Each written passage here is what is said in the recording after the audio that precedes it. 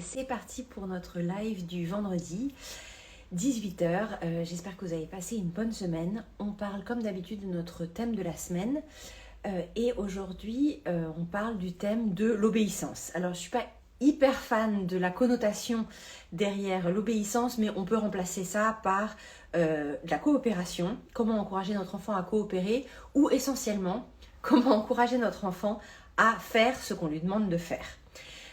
Donc on va parler 5-10 minutes de ça ce soir. Si vous avez des questions, des commentaires, n'hésitez pas à me les mettre en direct et j'essaierai d'y répondre en live. La première chose que je voulais vous dire là-dessus, c'est quelque chose de très frustrant. Souvent les parents disent « mon enfant m'écoute jamais, il fait jamais ce que je lui dis, il a vraiment un problème, il n'entend rien, il comprend rien ». Et la première chose, c'est notre état d'esprit. C'est comme pour tout, et c'est comme pour notre thème de la semaine dernière qui était sur la discipline et la pose de limites.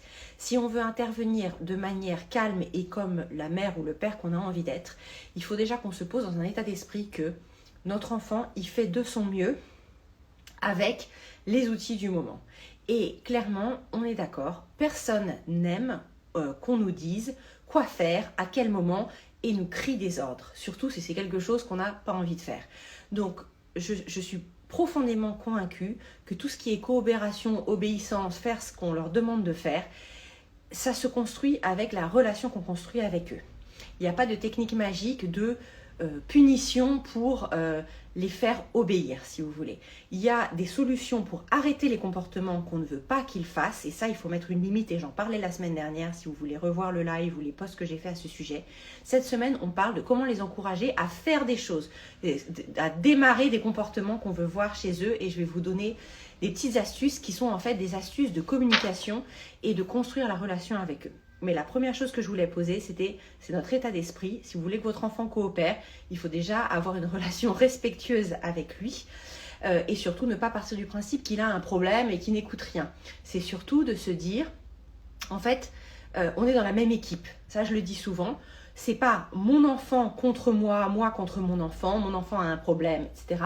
C'est plus, ok, on a cet aspect qu'on aimerait améliorer et c'est mon enfant avec moi pour résoudre un problème ensemble. Et quand on se pose de cette manière, et c'est valable dans n'importe quelle relation, de couple, au travail, etc., on voit les choses différemment. Et je vous donne un exemple. Imaginez que votre boss vous dise vous êtes souvent en retard. Il vous a dit plusieurs fois, je croyais que c'était clair, tu dois être au bureau à 9 h, j'attends de toi que tu sois là à 9 h. Et je vois que tu n'es toujours pas là à 9 h, tu as vraiment un problème, tu ne m'écoutes pas. Vous voyez, vous imaginez ça ?